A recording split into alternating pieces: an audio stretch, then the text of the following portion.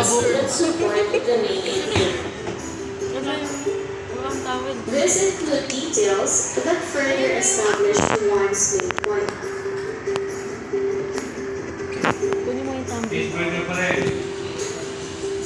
Since a summary is a shortened version which presents the gist of a specific material, it is important to consider these important guidelines when writing one. 1. A summary should be based on the original piece. While you have to use your words, it does not mean that you should analyze and interpret the material using your own understanding. You can still make your summary sound like an independent piece without including misinterpretations of some sort.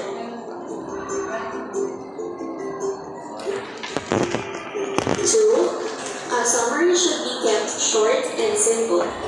A good summary is usually a lot shorter than the original text. This is because you only cite the central ideas that present the original text in a nutshell.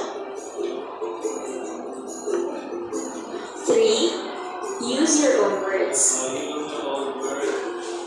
When writing a summary, one should use his or her own words to retell the most important ideas in a given text. Using one's words make the summary easier to read and understand.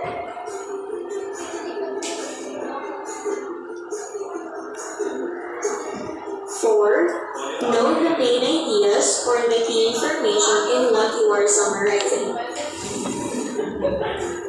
When summarizing, it pays to know which details are important and which information may be omitted without altering the meaning of the source material.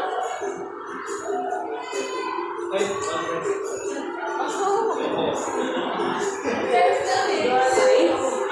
Keep the objectivity.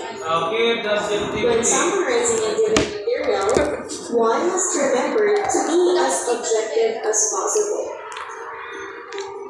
This means that you should not include your personal opinion on the ideas in the original text.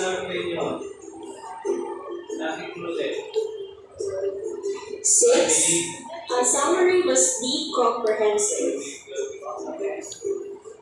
This means that as a writer, you should be able to identify all the important ideas from the original material to keep the meaning complete in the shorter version that you will be writing.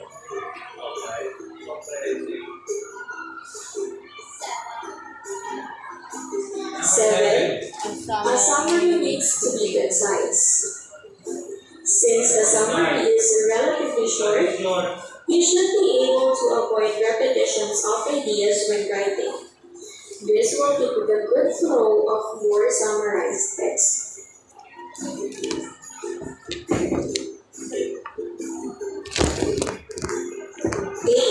Coherence is a key feature of a good summary. Even when you pick out only the main ideas from a text, your summary still has to be clear and organized. It should not sound like the self-disjointed sentences when read.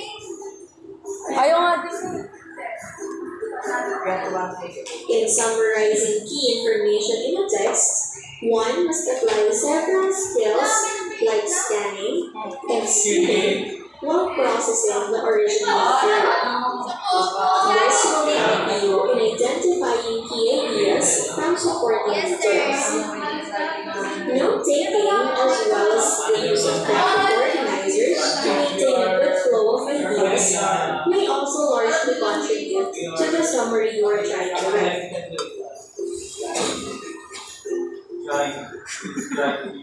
Now let's answer the activity.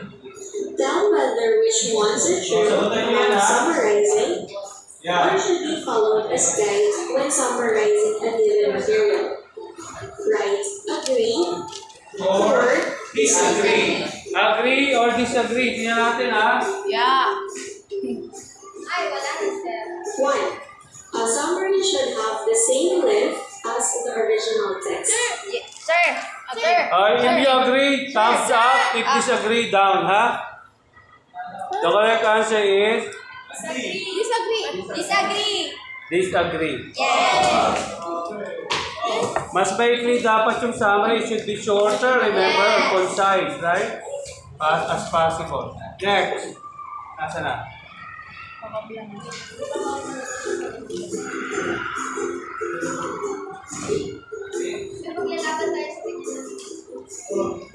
Two, a word summary is subjective. Agree or disagree? Yes. So it must be Agree. next. Ay, sorry. Let's learn English to Ay, educate you with teacher. inulit. What Naulit. should be followed as guide when summarizing a given matter? Original. Agree. One, a summary should have the same length.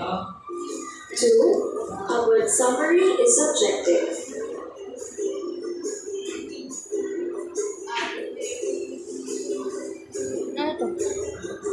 Number three, a summary is just another term for a paraphrase. Answer. Summary is just another term for a paraphrase. The correct answer.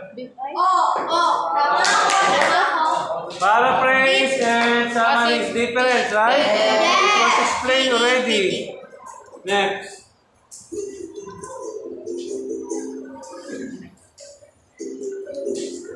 Four, a summary does not include the central ideas of the original material.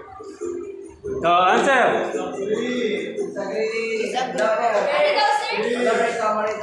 Ha? Kalimutan ko tuloy. Sir, not include. Can you repeat the side,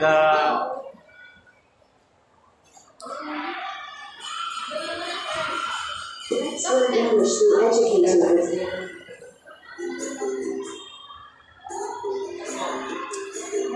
One, term for a paraphrase. Ay, nako po, anak ng mukha.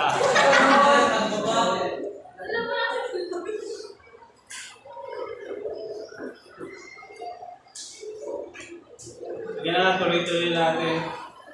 Let's learn English to educate you with the text. Then,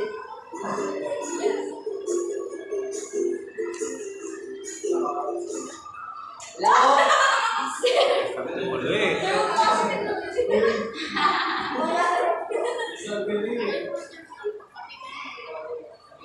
Wala na talaga.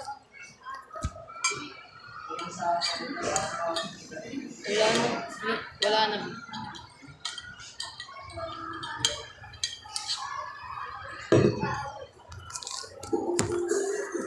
number three, a summary is just another term for a paraphrase.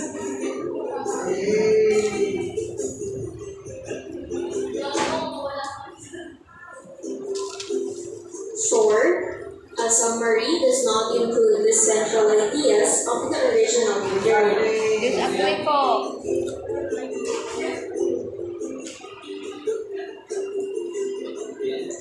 Five, a good summary includes the writer's personal opinion about the topic. No way, that is disagree, ha?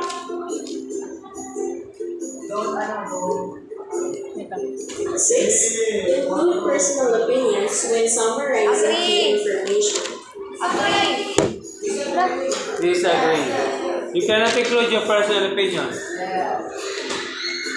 Seven, maintain coherence when writing a summary. So, hindi sumasali yung dalawa, oh. They have their own world. Number 8. Number eight, include only the supporting details in your summary. Yes. Okay. Diba? Nine, use graphic organizers to maintain a good flow of ideas while drafting. Agree or disagree? Yes. Agree, ha? Ito. Agree. Oh. Number 10. Include all important ideas from the original text. Yes. Okay, that's it. Congratulations. You have just completed this lesson. Okay, let's do this. Okay, these are just what do you call this?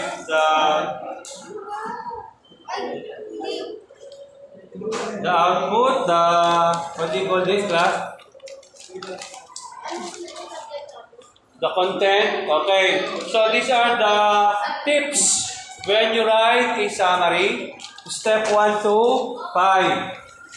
Step 1 is Read the text. number 2. Break the text up into sections. Step 3. Identify the key points in each Step section. 4. Write the summary. And then 5. Check the summary against the article. When you say check, you need to compare and contrast your original piece or text against your summary. Which one is longer, the summary or the original? Original. Okay, the original is longer. The summary must be shorter. Next. So, what is summarizing? Advantages of summarizing. What are the benefits of summarizing? Please, G, read bullet 1. Deepen your understanding of the text. Okay, mas lalong lalalim ang pagkakaunawa. Tama? ID, number 2. Learn to identify relevant information. Okay, you need to identify the relevant information. When you say relevant, they are connected, they are related to each other. Magkakamag-anak, magkakasama. Next is 3. Combine detail or example that support that main idea. Okay, combine, pagsasamahin mo na. Tama? Yeah. Kumbaga yung ingredients, pagsasama-samahin mo yung ingredients para masarap. Tama? Para sumarap. Sir, si Rain po. Okay. Sir, si Rain po. Sir, si Rain daw po. And then, Sir, si Rain daw po. 4, Rain na daw po. concentrate, These are the main idea. gist or. These are the main idea and key word and present in the next. Words presented in the text. Okay. Concentrate on the gist. When you say gist, that is the... Okay. Maikli is gist.